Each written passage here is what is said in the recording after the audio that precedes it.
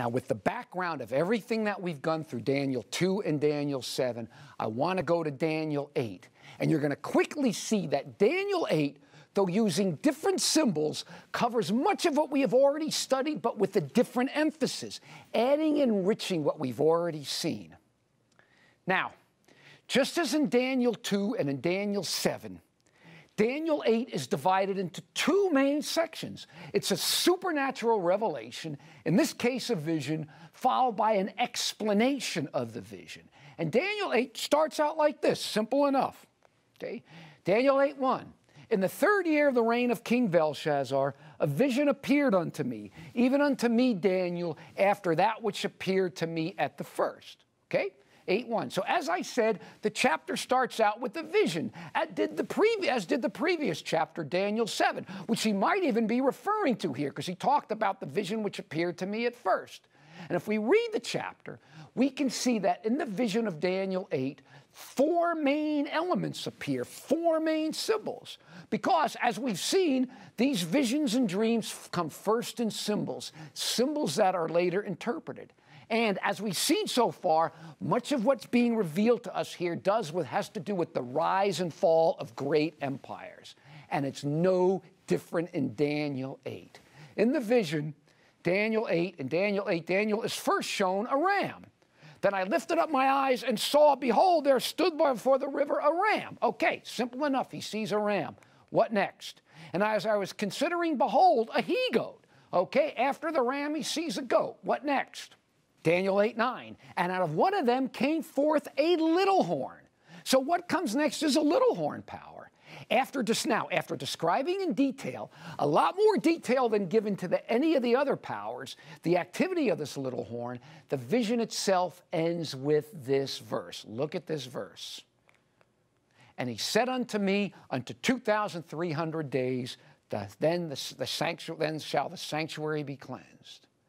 Thus, the vision of Daniel 8 consists of really 4 elements, just 4 elements. They are Daniel 8, a ram, a he-goat, a little horn, and the sanctuary cleanse. Again, please read the first 14 verses over until you can see this sequence. It is crucial. Now, sure, there are a lot of details in here that we can look at on the website. We don't want to deal with them now. But for our immediate purpose, the key issue here in Daniel 8 is the sequence of events. Catch this. A ram, a goat, a little horn, and the sanctuary cleanse. This has to be seen and understood for this prophecy to make sense. And fortunately, it's all pretty clear, cut, and dry. A ram, goat, little horn, sanctuary cleansed. Okay, boom. Now, just as we saw in Daniel 2 and Daniel 7, this dream or vision, this is symbolic. Daniel 8's not about a ram and a goat and a little horn any more than Daniel 7 was about winged lions and leopards and so on. Or Daniel was really about a statue made of iron and clay and the feet. These are symbols, symbols of something greater than themselves. What then is Daniel 8 about? Well, as in Daniel 2 and Daniel 7, an explanation follows. What does it say? Well, the angel Gabriel comes in Daniel 8 and gives him an explanation of most of what followed. Now notice what Gabriel explained. He explains most, but not all of the vision. I'm going to hammer that in ad nauseum. What do we have? Gabriel comes and says, the ram which thou sawest having 2 horns are the kings of Media and Persia. Huh? Media and Persia? Didn't we come across that empire already? Of course, we did in both Daniel 2 and Daniel 7. And what do you know? Media Persia appears again in Daniel 8, only there's no guesswork. It is named. Gabriel comes right out and names the kingdom himself. Now, the logical question is, where is Babylon? Which we saw in Daniel 2 and Daniel 7. Daniel 8, however, skips Babylon and starts with Media Persia. Now, why would it do that? Well, let me give you the short answer. It has to do with the dating of the vision, which was near the end of the Babylonian Empire. I imagine that the Lord wanted to focus on the kingdoms that would follow and not waste time on Babylon, which was soon to be kaput and pass from the scene anyway. Okay, so the point is, we start out with Media Persia named for us, okay? What comes next? What was the goat, the next animal in the vision? And the rough goat is the king of Grecia, Greece. Greece? What do you know? The same power that we saw in both Daniel 7 and in Daniel 2. So what do we have? So far then, between Daniel 2, Daniel 7, and Daniel 8, we have Babylon, which was named in Daniel 2, then Medo-Persia, and then Greece, both of which named for us as well. So we've got 3 of the kingdoms named for us, okay? Now there's one more kingdom that arises in Daniel 8, the kingdom that follows Greece. A kingdom that follows Greece. What does Gabriel say? What is that little horn power depicted in the vision itself? That arose after the he-goat, which arose after Greece. What was that? What does he say? He says, and a king of fierce countenance shall stand up and shall destroy wonderfully and prosper, and shall destroy a persecuting power, the mighty and holy people, but he shall stand up against the prince of princes, and he shall be broken without hand. So what do we have but another power? A persecuting power, one that destroys God's people, a power that arises after Greece, but then what? What does the explanation say? What does it say? It will be broken without hand. Without hand. Where did we see that before? A breaking without hand. Of course, it was the vision of Daniel 2, the stone that was cut out without hand that destroyed the statue. That is, it was the supernatural intervention of God at the end of the world. And the amazing thing is, a similar image is used here in Daniel 8 for the end of the little horn power, the final kingdom in the vision. Okay? You watched until, here's Daniel 2:34. You watched while a stone cut out without hands, which struck the image on the feet of iron and clay and broke them in pieces. That was Daniel 2. And then we have the same imagery here. Thus, there's a supernatural ending to the little horn power of Daniel 8, just as there was to the little horn in Daniel 7 and the statue in Daniel 2. Can you see the parallels here? Very closely linked. Now, notice something here crucial with me. This is important. The final power in Daniel 8 arises after Greece and extends to the end of the world where it is supernaturally destroyed. Again, what is the only power that could be? Of course, Rome. Just as in Daniel 2 and Daniel 7, the power that comes up after Greece remains until the end of the world where it's supernaturally destroyed. It's the same power in all 3 chapters. Rome. In fact, let me share a few thoughts that help nail down this identification even more. Trust me, we'll have more of this on the website, but look at this with me. First, the vision itself, the ram is described as great. So Medo-Persia is depicted as a great power. The he-goat, which comes up next, is described as very great. So Medo-Persia is great.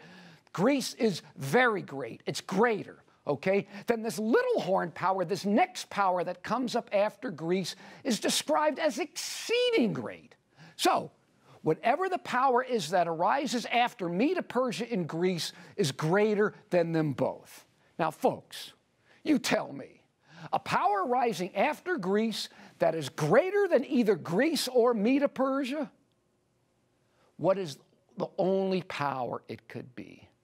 Of course, Rome. Solely, totally, only Rome. What else? Greater than either Medo-Persia or Greece. Now, 2, look at the parallels. I want you to look at the parallels between the little horn of Daniel 7, which we saw was the papal phase of Rome. Now, though the transition from pagan to papal Rome is found in Daniel 8 as well, it's not as obvious as the others. Believe me, we will get into this on the website. The point is, in both chapters, though, the emphasis really is on the papal phase. Now, I want you to look at these parallels with me. Okay? First, both are depicted by the same symbol, a little horn. Both arise after Greece. Both are persecuting powers. Both are blasphemous powers. Both are supernaturally destroyed by God in the last days. Now, let's just be a little logical here. When you have 2 powers arising in the same sequence, with the same symbol, doing the same things, and pretty much ending in the same way, it's pretty clear that we are dealing with the same power. And that power is solely, totally and only Rome, pagan and papal, though by far, the emphasis is on the papal phase.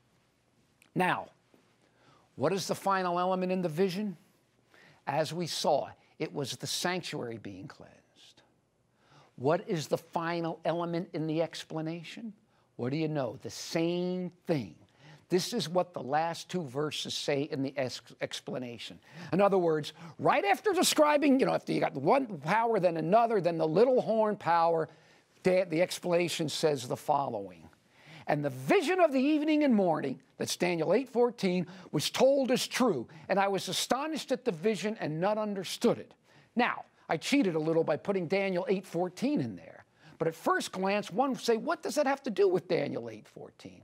But see, that's easy to see because Daniel 8:14 reads more literally, unto 2,300 evening morning, then shall the sanctuary be cleansed. The word days is a translation of evening and morning. So the Daniel 8:26 is talking about the vision of the evening and morning. It's a reference to Daniel 8:14, okay? Thus, in the vision, as in the explanation, the sanctuary being cleansed, thus in the vision, as in the explanation, the sanctuary being cleansed, and the explanation about it being cleansed, both occur after the symbol for Rome. And yet, look at these texts. The vision of the evening and morning, the vision about the sanctuary being cleansed, was not explained to him, as were the elements that preceded it, the ram, the goat, and the little horn. He says he didn't understand what it was about. He says very clearly in the last verse of Daniel 8, I none understood it. What didn't he understand? The part of the vision about the sanctuary being cleansed. Don't miss this. Everything else was explained but that part. Thus, Daniel 8 ends with the part about the sanctuary being cleansed remaining unexplained. This point will become important later when we come to Daniel 9. Thus, what do we have in Daniel 8? Look at what we've got. We've got Medo-Persia, the ram, the he-goat, Greece, the little horn, pagan and papal Rome, and the sanctuary cleansed. Now, I want you to think about something for a minute here with me. Daniel 8 consists of just 4 elements. The ram, a goat, a little horn, and the sanctuary cleansed. Okay, how much? Study this till you see it. Ram, goat, little horn, sanctuary cleansed. 4 elements, no more. The ram was Medo-Persia, a major power of great importance in the history of the world and the history of God's people. Okay, that's the one. Then comes the goat, Greece, a major power of great importance in the history of the world and the history of God's people.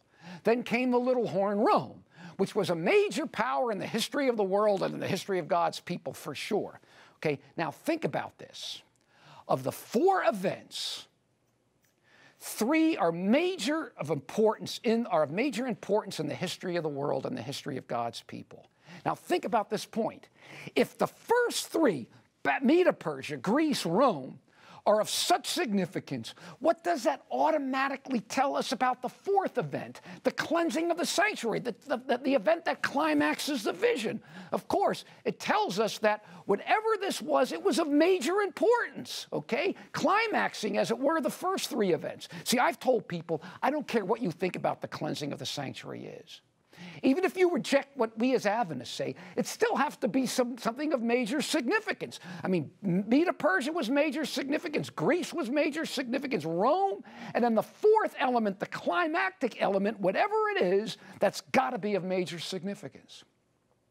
And as far as I know, Adventists are the only one who give it any significance at all. And what is it that deserves not only to be placed among these major events, what is it that it should climax it? Well, here's what it is. It's the great judgment depicted in Daniel 7 that leads to the end of the world and establishment of God's final kingdom. Is that great enough for you? Let's look at the parallels between the 3 chapters we have studied so far. This is really the point where all that has come before leads to.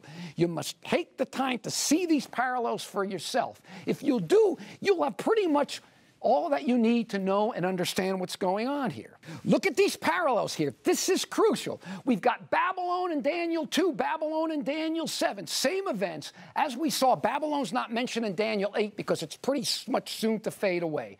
Then we got Medo-Persia, Daniel 2, Daniel 7, Daniel 8. Okay? All the same events in the same sequence in perfect parallel. Then comes Greece all the way through. Daniel 2, Daniel 7, Daniel 8, a perfect parallel. Then there's Daniel, as in Daniel 2 is Rome, Daniel 7 is Rome, and Daniel 8 is Rome. Perfect parallel. Then following the chronological and historical sequence that we have in Daniel 7, a great judgment scene that leads to the end of the world. Remember, that came up right after that phase of Rome.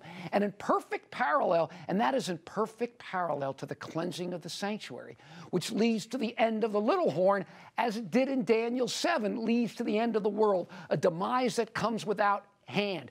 Just as it was with the stone in Daniel 2, the stone that ended the world as we know it.